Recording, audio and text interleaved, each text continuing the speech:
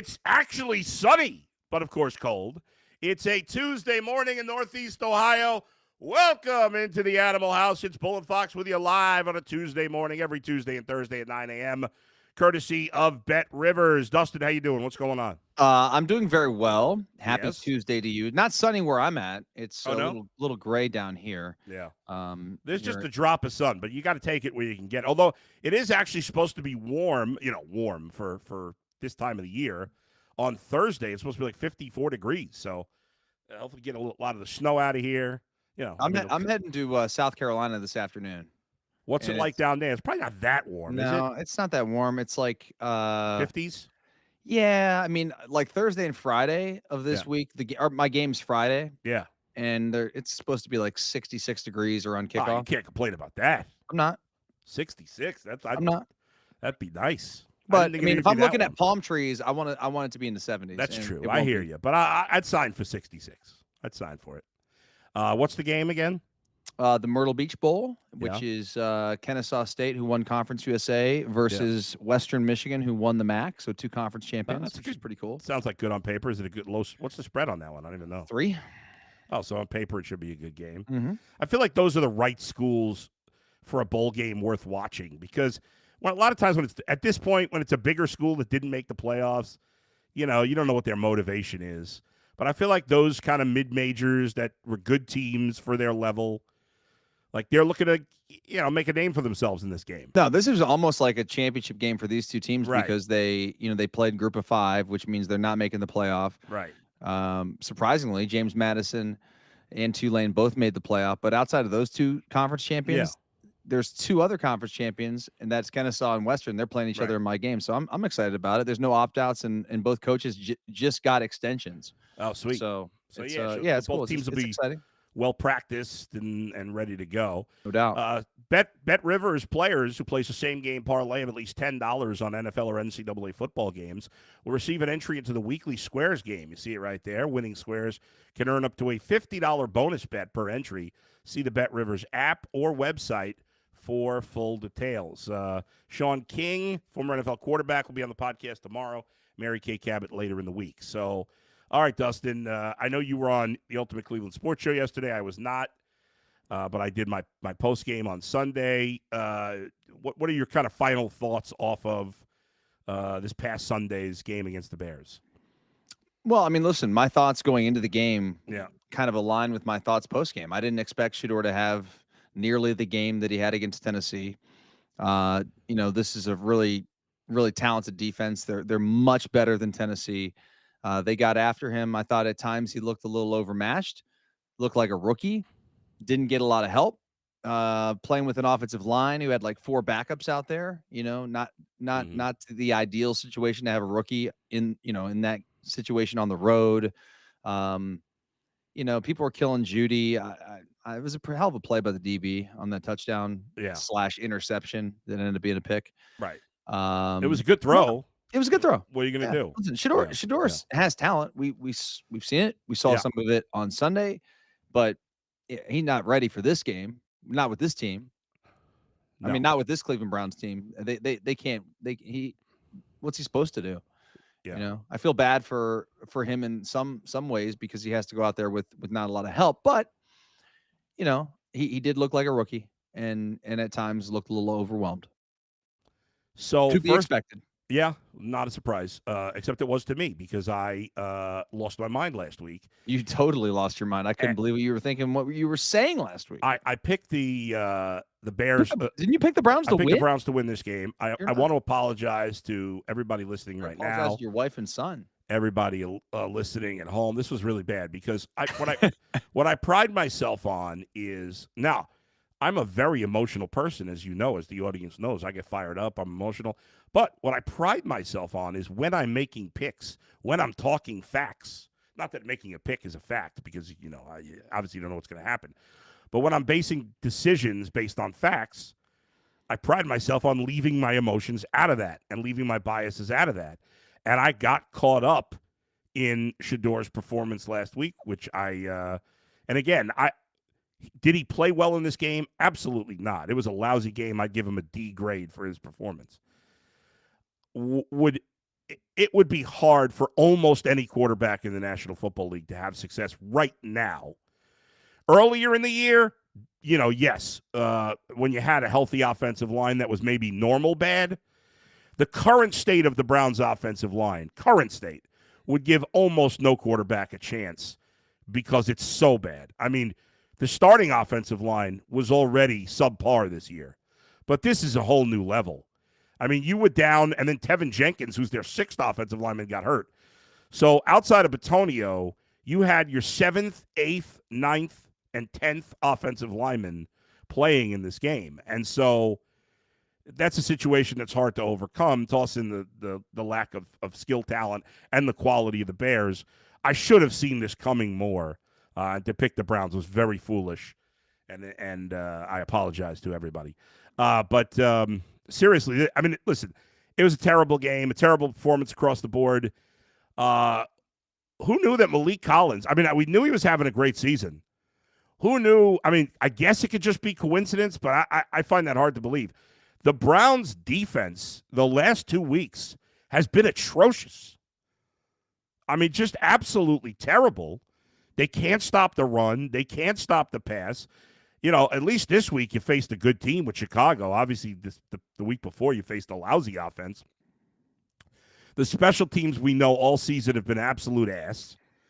And this week, and they can't run the ball. So I find it hard to believe the Browns will win another game at this point. They got no chance against Buffalo. I haven't even seen the spread yet. It's 10. 10. Yeah. And the Browns are a 10.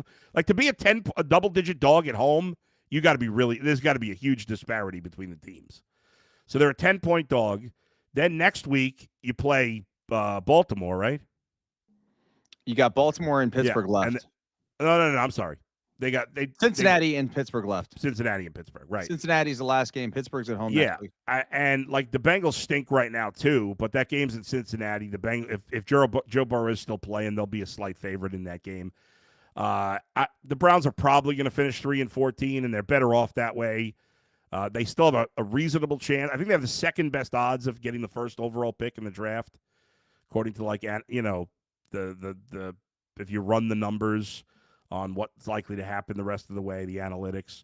Currently the 4th pick in the draft, but and again, Dustin, and feel free to disagree, but you absolutely, to me, have to fire everybody at the end of it. I don't want to hear about Andrew Berry's draft class. If you look at the state of this roster, in the most important positions, it's horrible. Outside of Myles Garrett and you want to say Denzel Ward, but did Andrew Berry get Denzel Ward or Myles Garrett? He did not. So Andrew Berry has added very few high-quality players to this roster in the 6 years he's been here. And I can't and even if Kevin Stefanski is a good coach, I don't care, because he has lost too many games. The culture is a problem. This team needs a fresh start. Now, as long as Jimmy Haslam's here, I'm going to question whether they can ever turn it around. I think it's hard. I said last night, if I could give one Christmas wish to all the people of Ohio, it would be that both Ohio NFL team owners would be forced to sell their teams, because they may be the 2 worst owners in the entire National Football League. Certainly 2 of the 5 worst owners in the National Football League. And it's hard to overcome that. It really is. It's hard to overcome bad ownership, but the Browns have to try again. They have to fire both guys, in my mind. What say you on that? I think that Stefanski's definitely gone. I think you probably have to fire Andrew Berry as well. I think they sort of go hand in hand. I mean, they've been here 6 years, guys. Yeah. I mean, it's not good enough. I don't think that it's going to get better next year. I think you have to clean house. It's just time. We need a new voice. We need new ideas. So long as they've given anybody. Yeah. 6 years. Right. It's a long time. And you think about it, Dustin.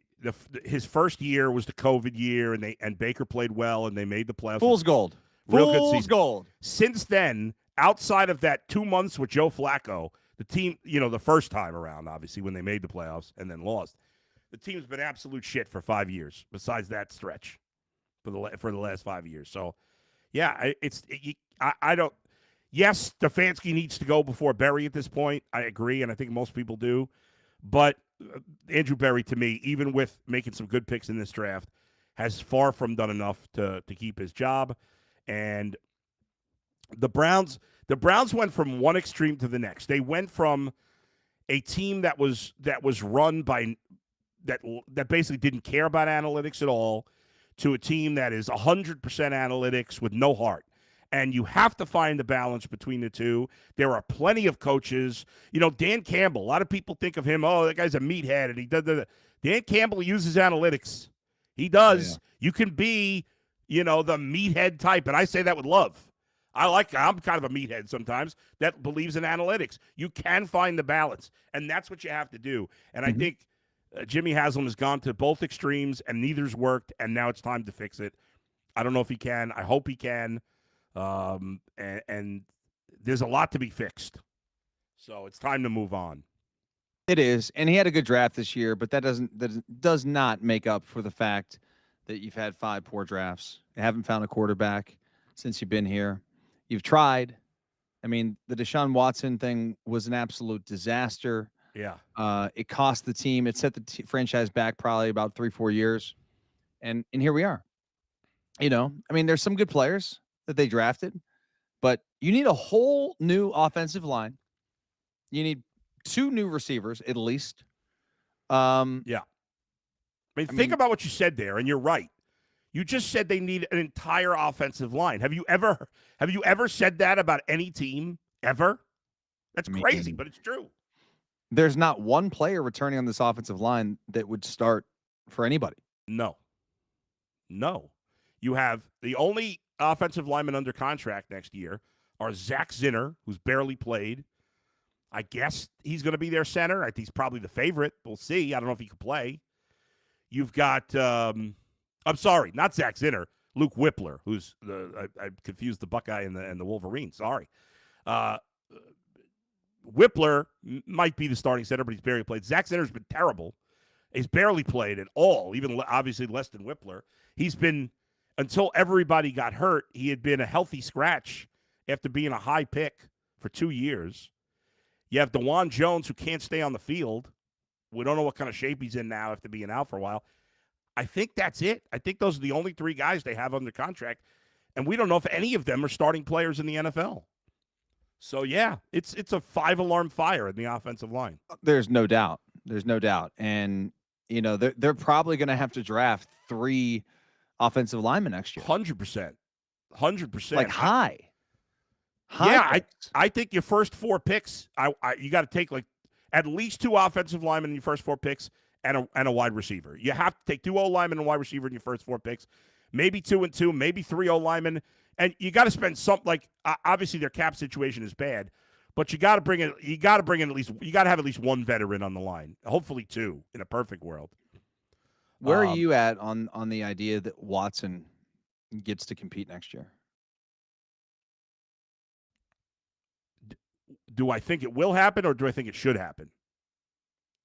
Let's start with will it happen? Okay. I think it's the Browns. So unless they draft a quarterback if they draft a quarterback in the first round, obviously that's the end of the conversation.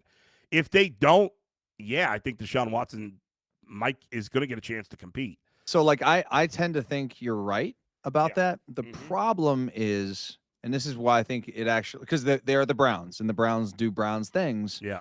I just don't know that a coach and GM is going to sign up for that. Well, that's a good point. That's true. You're right. I wasn't thinking about that in that moment. I do think, and that's the thing, like, I understand it's a huge cap hit next year if you cut Deshaun Watson after this season, as opposed to if you wait a year, you can kind of spread it out a little more. But if I were the Browns, I would just cut bait. Just do it. Take that big hit.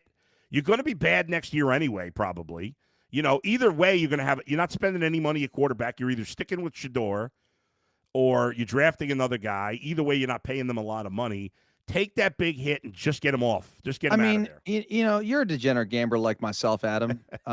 You haven't really been gambling in many years. It never goes away. Right. Yeah. Okay. So like, just go back to your gambling days and you're at the casino and you've let's say you were going to gamble $500, Yeah. right? Well, you get there in 5 minutes, you're down to $100. Yeah. Oh, I'm Well, going to the ATM. okay, let's say you go to the ATM and then let's say you win a couple $100 back, and now you're back to $300. Yeah. Take your money and go home. Oh, yeah. Take your money and go. The Browns, just cut your losses. That's it. Cut your losses. That's it. And move on. But as you know, as a fellow degenerate gambler, it's hard to do that. And my point is the Browns yeah. are a degenerate gambler. Yes, they are. They want the action. They want more. Mm-hmm. And they're like, maybe I'll hit that royal flush and win all that money with Deshaun Watson. Can you imagine if Deshaun Watson was their starting quarterback next year and played well? Like, that would be the craziest thing ever, but that's not going to happen. It would be the craziest thing ever. And the problem with it is there's a chance that he'd play okay, but then we get sucked into that again. I just don't see it. I think he's cooked. I think he's cooked and will not be the same ever again. But yeah, no. I mean, it's been 6 years. The last year he was good was 2020. The odds that he's going to all of a sudden be good now, next season, 6 years later, I find that impossible to believe. The only way that it would work is if the new coach had some sort of like a prior relationship with him or something and thought that he had something left. Yeah. I know his first, there was controversy when he left his first head coaching job. But I've had this thing about Brian Flores. I like Brian Flores. I think he's the type of attitude coach they need here. You pair him up with a young stud, hopefully play caller. I kind of like that. It doesn't hurt that Brian Flores is from Brooklyn. I like that too. By the way, he went to like a hoity-toity high school, Brian Flores. Did he really? Yeah. It's the school called Poly Prep. We used to make fun of all the kids that go to that school. Was it a polytech school? It was a private school for like where I grew up in New York, right? If you went to high school in a public school in Brooklyn and you played sports, there was football, basketball, baseball, and maybe soccer. I don't even remember. That was about it. But at Poly Prep, hoity-toity Poly Prep, they had all these other sports that were like, what the hell is that? Which kind of sucks because I think I would have been, as a kid, just because of the way I'm built, I think I would have been a good wrestler as a kid in high school. Low center of gravity. Yeah, I'm like a fire plug. And I was, in better shape in high school, obviously, a lot better shape. But, I didn't go to Poly Prep, so I couldn't go. But that's where Brian Flores went. But anyway, I've kind of had my eye on him for a little bit. I like the guy. He's been in a lot of franchises. I know it's, they're not having a great season in Minnesota. But anyway, we'll see what happens there. But let's get to some comments from the fans here. Will says, good morning from Nashville. You've been to Nashville. I've never been to Nashville. I heard it's been in Nashville half dozen times. You like it, right? I do. Big country music scene, right? It is. It's a little different now that I don't drink anymore, but it's still fun, and I love country music, so it's still a good scene. It's just like my patience and tolerance is a little lower than when I was in my heavy drinking days. But no, it's still a fun town. I mean, I love country music, so it's still right up my alley. Yeah. Jay says, has any quarterback ever succeeded with the worst O-line, running game, special teams, and a defense that's giving up 30 points a game? Probably not. But I will say this, because apparently, I don't know, well, you were on the show. Apparently, Jay said that the Browns would have only won 5 games this year with Josh Allen. Did he really say that? I think he said something along those lines. I mean, I don't know that he's wrong. Oh, come on. Really? Yeah. Is the Bills roster that good?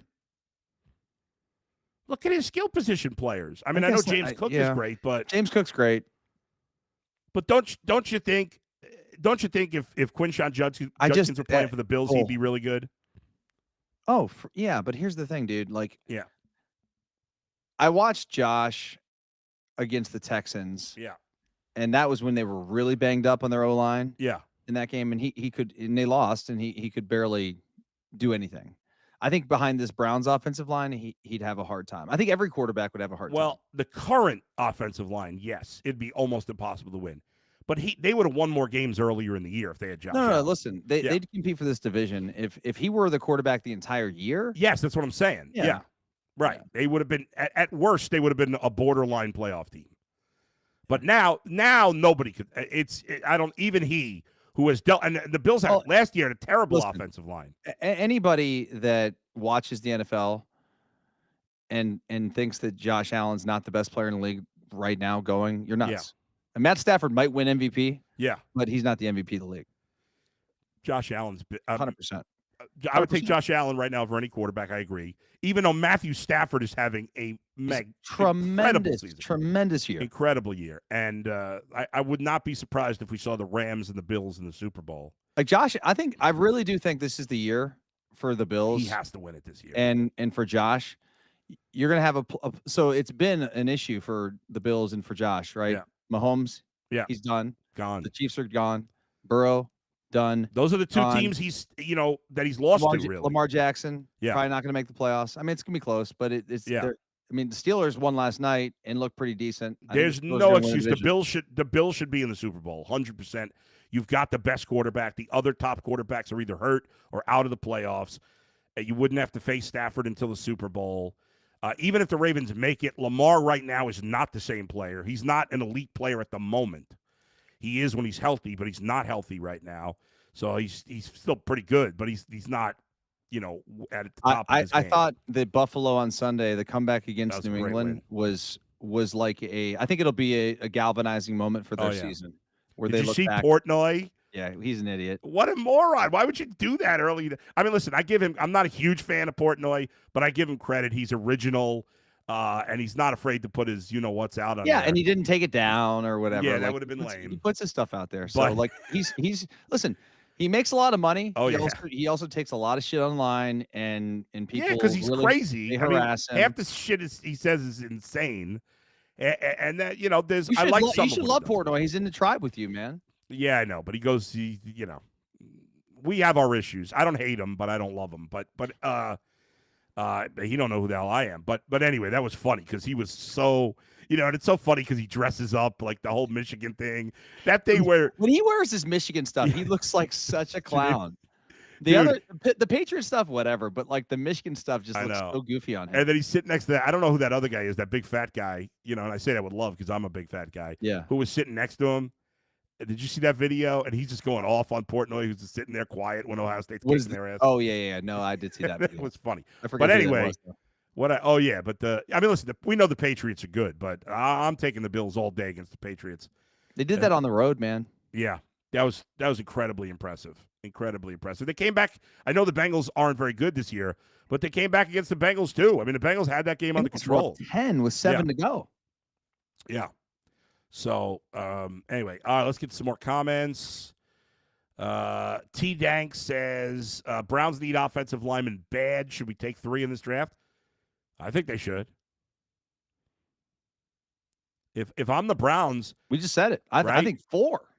You could take 4, 100%. I mean, I wouldn't take maybe 4 like in the first 5 rounds. No. I mean, maybe like 3 in the first 5 rounds, and then you take another one in the 6th or 7th. I think they have, what are they? I believe they have 8 picks or 9 picks in this draft. I can't remember off the top of my head now. But, yeah, I would certainly take 3 or 4, and I would take 2. I want 5 to 6 players between wide receiver and offensive line. That should be their absolutely primary focus in this draft, unless they decide to go quarterback in the first round. But then after that, they should still be focused on wide receiver and offensive line. Let's see. Grass and Bass, we need to start asking questions about Mason Graham. Listen, Mason Graham needed to step up. Here's the thing. I don't know. Go ahead. Because I didn't watch the All-22 of this game. Yeah. It's hard to say if he's having a bad couple of weeks or if it's just, hey, maybe he's getting double teamed or what have you. Because like it's just hard to look at a defensive tackle's stats and be like, oh, 2 games, he's got 2 tackles. Like, what's he doing? Well, it's just that's misleading. And it can be, yes. Right. They need to come up with better stats for the way the interior defensive linemen play, where they can define like a good performance. Yeah, You know, I like think we they know have Miles. them. Miles has 2.5 sacks. You're like, what a great game! I know. You know? I know. It's they do have the stats, but it's the stats that the general public doesn't pay attention to. Mm. You know, there's no doubt he hasn't been impactful. He clearly hasn't made a big impact in these games, and the Browns have been run on big time. So again, he's a rookie too, but the whole defense has looked pretty crappy in the last 2 games. Let's see.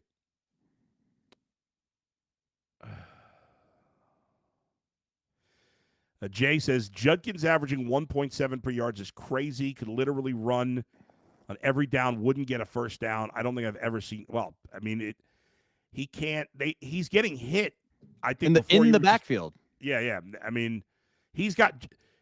We've said rightly so that Shador's got no chance right now. Well, neither does Quinshon Judkins. He's got no chance. Nope. Let's see. Wolf says the rookies are doing what they can, and everyone else is either injured or get their paychecks cashed out. Big Dave Lee. The narrative about hungry dogs and extra film sessions is crazy. When I played, that was called practice and coaching, but now we throw flowers at Kevin. Who's throwing flowers at Kevin? Who is throwing flowers at him? Is anybody? I'm not. No. Fresh Coast Freak says, Dustin, get ready for Lowry out of Kalamazoo. He's a beast. Their quarterback. White boy quarterback. White boy quarterback. He's a good player. I mean, why would you say white boy quarterback? I mean, there's plenty of white quarterbacks. It's not like it's a. I actually think the dynamic has changed at the quarterback position. When you see it like a white dude who's a runner now, it's rare. I don't know. Is it? Like he's a big time. Like guy carries the ball like 15 times a game. Oh, I didn't know that. But still, like, you know, you got Josh Allen. He runs. I mean, most of the quarterbacks coming into the NFL, white or black, are good, are at least average athletes.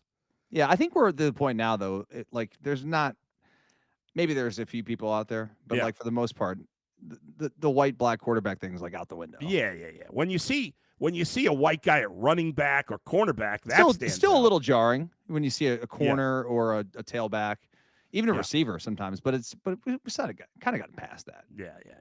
No doubt. Have you? By the way, can I speak for my fellow Caucasian corners out there? Yeah. Go ahead. What's happening to Riley Moss right now in Denver is outrageous. He's getting the Dustin Fox treatment. Is he really? He is.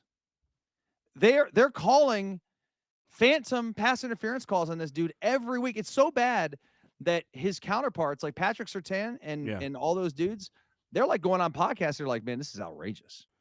I mean, this is like reverse racism against Riley Moss. Why would the refs purposely call a penalty? I don't think it's like and like a conscious thought. Okay. I'm thinking it's dude, you see a white guy covering a receiver. Yeah. And like if there's any contact at all, you just assume the white guy's not as athletic and he's trying to grab the jersey. That could be a subconscious thing. It is. I'm telling you 1,000%. Wow. That's what happens. A lot of controversy. Oh yeah, and I stand by it. The Dustin Fox rule. There it is. I love the Big Ten rare. in PI. So rare. All right. The Cavs, not worth talking about. Oh God, bleep the Cavs. They're a total disaster right now. The Guardians are doing nothing. There were rumors of a trade yesterday with the Cardinals. We'll see if anything comes to fruition today. The Buckeyes, not ready for them yet. Soon enough. Playoff begins this weekend, though. It does. Are you into it? Hell yeah! I just feel like they waited too long. Playoffs should have started this past weekend. They got to fix. They got to move the Army Navy game, and they got to start the playoffs earlier, and that way we can finish up in a reasonable time frame. What do you mean? Move the Army Navy game like earlier in the day? No, I think it should be played like the last week of the year. But isn't part of the big thing is that it's exclusive? Yeah, or do something else. Play it on Friday night. Yeah.